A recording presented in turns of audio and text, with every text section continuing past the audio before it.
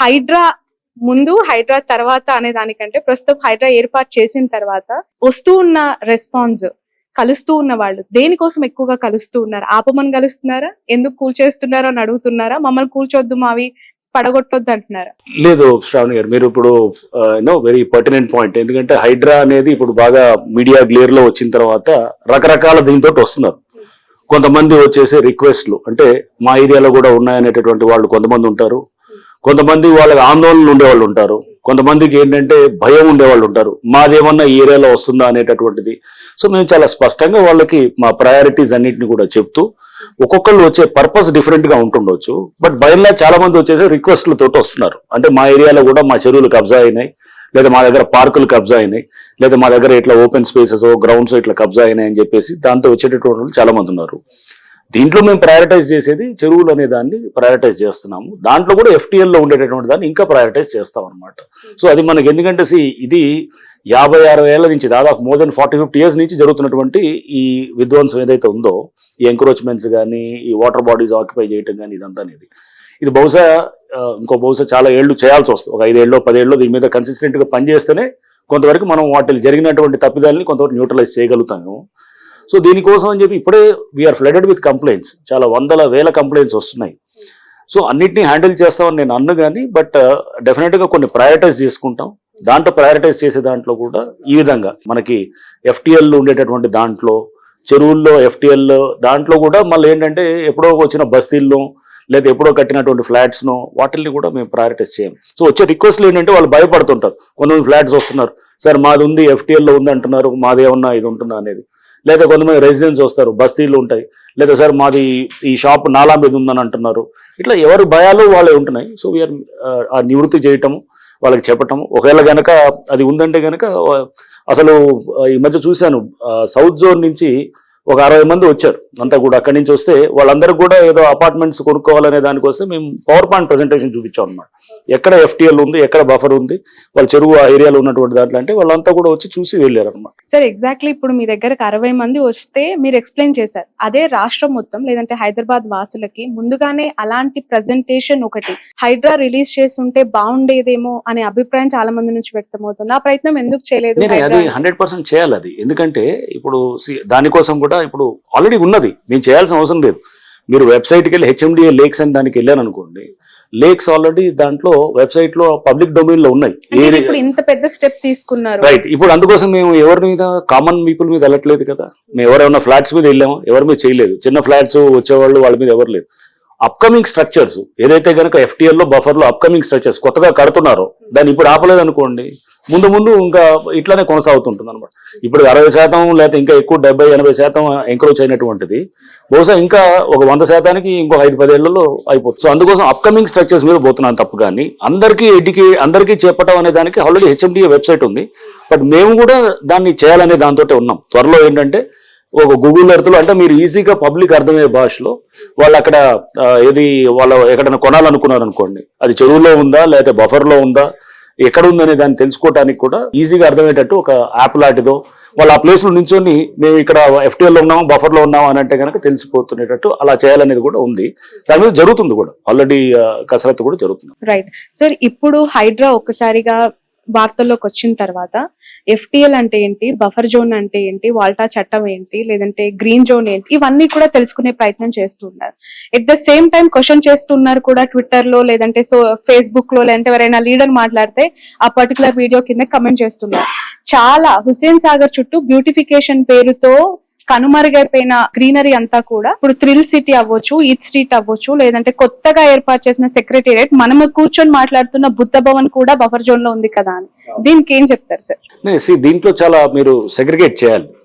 ఇప్పుడు మనం కూర్చున్న బుద్ధ భవన్ కానీ, లేకపోతే ఇక్కడ ఉన్నటువంటి GHMC కానీ, లేకపోతే ఇంకేదైనా పబ్లిక్ ఆఫీసెస్ కూడా ఇవన్నీ కూడా ఏది బఫర్ జోన్ లో ఉన్నాయి లేకపోతే నాలా మీద ఉన్నాయి అనేటటువంటిది కూడా వస్తుంది. మీరు పబ్లిక్ ఫెసిలిటీస్ ఒకలాగా చూడాలి. ఇది సపోజ్ నా ఇండివిజువల్, నేను ఒక కమర్షియల్ కాంప్లెక్స్ కట్టాను, కమర్షియల్ కాంప్లెక్స్ కట్టిన అది బఫర్ జోన్ లో లేదా FTL లో ఉందనుకోండి, దాన్ని డిఫరెంట్ గా చూడాలి. ఈ రెండు ఒకటే కాదనమాట. సో ఇది పబ్లిక్ యూటిలిటీ, ఇది కట్టింది ఇప్పుడు కాదు, 50 ఏళ్ళు 70 ఏళ్ళు ఎంత అయింది. బహుశా ఇక్కడ GHMC ఆఫీస్ కట్టి 50 ఏళ్ళు పైన ఉండొచ్చు, ఇది కూడా కట్టించి నాకు తెలిసి 40-50 ఏళ్ళు అయ్యి ఉండొచ్చాము. అంటే ఎప్పుడో కట్టిన వాటిల్ని మనం తీసుకొచ్చి జస్ట్ ఏదో ఆర్గ్యుమెంట్ సేక్ కోసం మనం ఆర్గ్యూ చేయాలంటే కనుక చేయొచ్చు కానీ but there is a difference. ఇది ఒక పబ్లిక్ యూటిలిటీ కోసం కట్టింది, పబ్లిక్ పర్పస్ కోసం, ఇది పబ్లిక్ బిల్డింగ్. ఇది ఒక ప్రైవేట్ వాడు ఆక్రమించుకొని చెరువుల్లో గనక నా సొంత కన్వెన్షన్ హాల్లో లేకపోతే నా సొంత కమర్షియల్ కాంప్లెక్స్, నా సొంత ఏదో నేను ఒక రిసార్ట్ పెట్టుకునే దానికి ఒక ఏది అందరికి సంబంధించిన ఒక గవర్నమెంట్ ఫెసిలిటీ ఉండేదానికి చాలా తేడా ఉంటుంది. బట్ దాన్ని మనం అది ఇప్పుడు కట్టిందా లేకపోతే ఎప్పుడు కట్టిందా అనేది, అంటే ఒకటి సొంత పర్పస్ కోసం చేసేదాన్ని, పబ్లిక్ యూటిలిటీ కోసం చేసేది, పబ్లిక్ పర్పస్ కోసం చేసేదాన్ని రెండింటిని డిఫరెన్షియేట్ చేయాలన్నమాట. అధికారులది తప్పనట్లేదు, వెళ్ళి స్ట్రక్చర్ ని కూల్చేస్తూ ఉన్నారు. తప్పు ఎవరు చేసినట్లు, శిక్ష ఎవరికి వేస్తున్నట్లు అనే ప్రశ్నకి మీ సమాధానం? లేదు, చాలా కరెక్ట్ అండి. ఇప్పుడు ఎందుకంటే దీంట్లో అధికారులని ఇప్పుడు మేము బాధ్యులను చేస్తూ కూడా ఆల్రెడీ ఈ రోజే మేము తయారు చేసాం రిపోర్ట్స్ కూడా. ఆ కన్సర్న్ పోలీస్ స్టేషన్స్ లో కూడా ఫైల్ చేస్తున్నాం. ఫైల్ చేసి అధికారులను కూడా ప్రాసిక్యూట్ చేయడానికి చేస్తున్నాం. రేపు హైడ్రా పోలీస్ స్టేషన్ వచ్చిన తర్వాత మేమే ఆటోమేటిక్ గా ప్రాసిక్యూట్ చేస్తాం. సో చేసిన అధికారులని వదిలే పరిస్థితి ఉండదు. ఎందుకంటే ఇప్పుడు దొంగ సర్వే నెంబర్లు వేసి ఈ ఇరిగేషన్ ఎన్ఓసి ఇవ్వకున్నా కానీ కూడా, అది చెరువులో ఉన్నా కానీ కూడా దానికి పర్మిషన్స్ ఇచ్చి చేస్తే కనుక అధికారి డెఫినెట్ గా అతను తప్పిదాన్ని మనం 100% గా దాన్ని ప్రాసిక్యూట్ చేసేటువంటి తప్పిదం కింద తీసుకుంటాం అనమాట. సో మనము అది ఆఫీసర్స్ లేకపోతే సంబంధించిన కన్సర్న్ ఎవరైతే గనక ఇట్లా ఆథరైజ్ చేశారో వాళ్ళని 100% అది చేస్తాము. దాంతోపాటు మీరు అన్నట్టు ఏంటంటే ఇప్పుడు కొన్ని ఉంటాయి, ఏది చాలా మంది లేఅవుట్ ఎప్పుడో వేసి ఉంటారు, వేసి ఎప్పుడో వాళ్ళు 50 ఏళ్ల క్రితం లేఅవుట్ వేశారు, వేస్తే చెరువులో వచ్చిన తర్వాత ఎప్పుడో కట్టిన దాన్ని మేము ఇప్పుడు దాని మీద ఏం పోవట్లేదు కదా. అప్పుడు ఆ టైంలో ఇచ్చారంటే అప్పుడు కూడా ఉన్నది. ఎఫ్టీఎల్ అనేది ఇప్పుడు కొత్తగా వచ్చింది, నోటిఫికేషన్ ఇప్పుడు అయిందేమో కానీ ఎఫ్టీఎల్ అనేది చెరువు నుంచి మొదటి నుంచి కూడా ఉంటుందన్నమాట. మీరు మెమోరీస్ ఆఫ్ లేక్స్ అని ఉంటాయి. మెమోరీస్ ఆఫ్ లేక్స్కి వెళ్తే కనుక మీకు ఉస్మాన్ సాగర్ 1920లో పెట్టినప్పుడు మోక్షగుండ విశ్వేశ్వరయ్య గారు హైదరాబాద్ ఫ్లడ్ మేనేజ్మెంట్ కోసము, డ్రింకింగ్ వాటర్ పర్పస్ కోసం 1920లో కట్టినటువంటిది అది. అప్పటి నుంచి ఎఫ్టీఎల్ కాన్సెప్ట్ ఉంది. బట్ నోటిఫై చేసింది సబ్సిక్వెంట్గా అయ్యుండొచ్చు కానీ నోటిఫికేషన్ అనేది పబ్లిక్ డొమైన్లో పెట్టడం. బట్ ఎఫ్టీఎల్ అనేది అప్పుడు మనకు చూస్తే ఉంటాయి, ఏది పోల్స్ లెక్క పెట్టి స్తంభాలు లెక్క, అది మన కడీలు లెక్క పెడతారు, పెట్టి మీకు అది దట్ ఈస్ అది కూడా నోటిఫికేషనే. ఆ చుట్టుపక్కల అందరికీ తెలుసు ఇది ఎక్కడ ఎఫ్టీఎల్ ఎక్కడ ఉంటుంది, ఎక్కడ దాకా రావచ్చు, ఎక్కడ దాకా కట్టవచ్చు అనేది కూడా. బట్ ఇది పబ్లిక్ డొమైన్లో పెట్టేదాన్ని నోటిఫికేషన్ ఉంటుంది.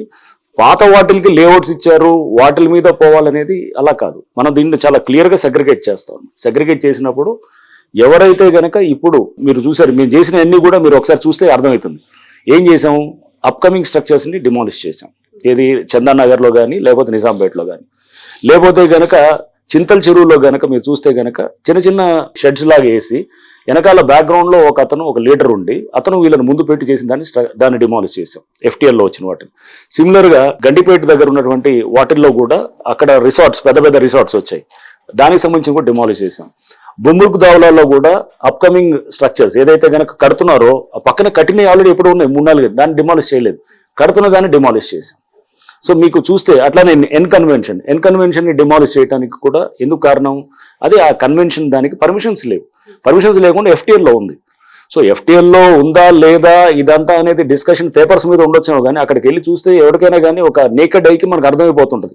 ఆ నీళ్ళల్లో వచ్చి అలలు వచ్చి అక్కడ గోడకి ఏది రిటెన్షన్ వాళ్ళకి తగులుతున్నప్పుడు అది చెవుల్లో ఉందా లేదా అనేటువంటి గుడ్డని చెప్పగలుగుతాడు అనమాట. 2 సార్లు ఎక్స్ వేదికగా ఒక అంగుళం గజం స్థలం కూడా నేను కబ్జా చేయలేదు, లేదంటే ఎంక్రోజ్ అవ్వలేదు, పక్కాగా పట్టాలని తీసుకుని నేను అక్కడ కన్స్ట్రక్షన్ చేశానని చెప్పి నాగార్జున చెప్తున్నారు. మోరో స్టే కూడా రాలేదని మీరు అన్నారు, వచ్చిందని అక్కడ నుంచి వస్తుంది. ఏం జరిగింది అసలు? నోటీసులు ఇచ్చారా ఫస్ట్ ఆఫ్ ఆల్ మీరు ఎన్ కన్వెన్షన్? పట్టా ల్యాండ్ అనేది ఫస్ట్ ఒక దానికి మనకు క్లియర్గా ఉండాలి. పట్టా ల్యాండ్ అనేది మీరు చూస్తే కనుక శిఖం పట్టాస్ అంటారు. అంటే దాన్ని శిఖం పట్టాలు అంటే ఏంటంటే చెరువు ఉంటుంది, చెరువులో శిఖం పట్టా అంటే కనుక చెరువులో డెడ్ స్టోరేజ్ వచ్చినప్పుడు, అంటే డెడ్ స్టోరేజ్ అంటే ఏంటి, బేసిక్ కొంతవరకే ఉంటుంది వాటర్, మిగతాది వాటర్ ఉండదు. ఎప్పుడు వస్తుంది డెడ్ స్టోరేజ్ అనేది, ఖరీఫ్లో వర్షం వస్తుంటుంది, రబీకి వచ్చేటప్పటికి వాటర్ తగ్గిపోయినప్పుడు అప్పుడు ఒక పంటను వేస్తారనమాట. దాన్ని ఏక్ ఫసలి అంటారనమాట మన మామూలు పాతకాలంలో కూడా ఏక్ ఫసలి అనేది.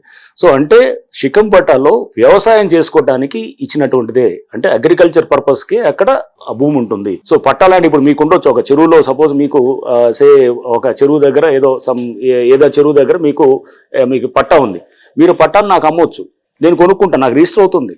రిజిస్టర్ అయిన తర్వాత నేను దేనికి వాడాలి, కేవలం ఇరిగేషన్ అంటే వ్యవసాయం వరకే వాడాలి, స్ట్రక్చర్స్ రేస్ చేయడానికి కాదు.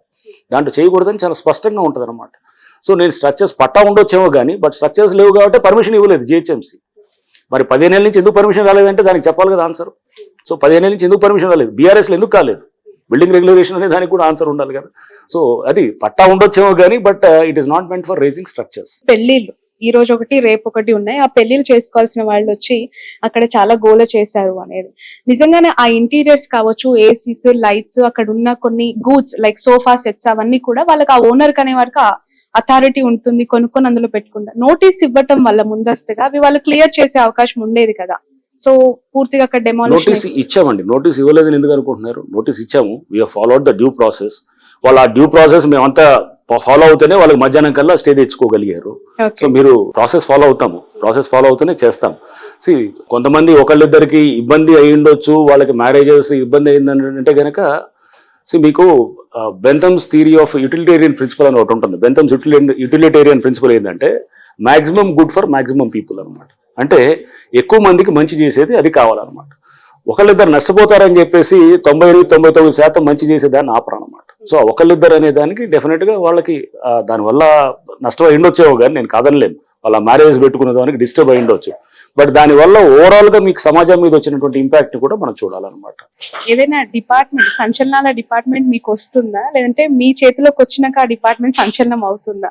నాకు ముందు నుంచి కూడా ఒక క్యూరియస్. రంగనాథ్ గారు ఏది చేసినా ఒక సంచలనం. చివరికి ఈ రోజు మీ ఇంటి దగ్గర సెక్యూరిటీ పెడితే కూడా అది ఒక వార్త అయిపోయింది స్టేట్ వైడ్ గా కూడా. మెడికో ప్రీతి ఇష్యూ, అమృత ప్రణయ్ ఇష్యూ అవ్వచ్చు, లేదంటే ట్రాఫిక్ ఇష్యూ, కార్స్ కి బ్లూ ప్రింట్ కి సంబంధించి అప్పుడు చాలా సెన్సేషనలిజం అయింది. ఇప్పుడు హైడ్రా కూడా అదే కోలోకి వచ్చేసింది. అంటే సెన్సేషన్ ఎందుకైతే నాకు తెలియదు కానీ, బట్ నేను ఒక స్టెప్ 2-3 స్టెప్పులు ముందుకు వెళ్తాను. సపోజ్ మీరు ఒక గాంజాది నల్గొండలో ఉన్నప్పుడు గాంజాది పట్టుకున్నాం అనుకోండి, అక్కడతో ఆపేది ఉండదు అనమాట.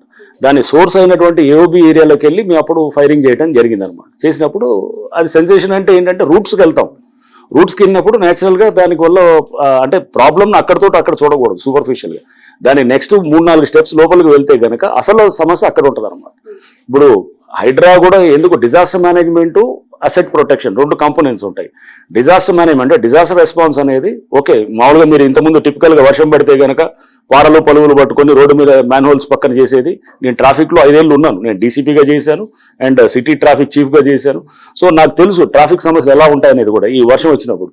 బట్ సమస్య అక్కడ కాదు, సమస్య ఇక్కడ ఉంటుంది అనమాట. ఏది అసెట్ ప్రొటెక్షన్ దగ్గర, ఏది చెరువులు ఆక్రమించుకోవటం, నాళాలంతా మొత్తం ఆక్రమించుకోవటం తోటి సమస్య అక్కడి నుంచి వచ్చేది. మనకు కనపడేది కాజ్, ఇది ఎఫెక్ట్ అక్కడ అనమాట. సో అందుకోసం మనం ఎప్పుడు కూడా రూట్ కాజ్లోకి వెళ్లాల్సిందే తప్పు కానీ పైన కనపడే సూపర్ఫిషియల్ ఎఫెక్ట్ మీద మనం ఉండకూడదు.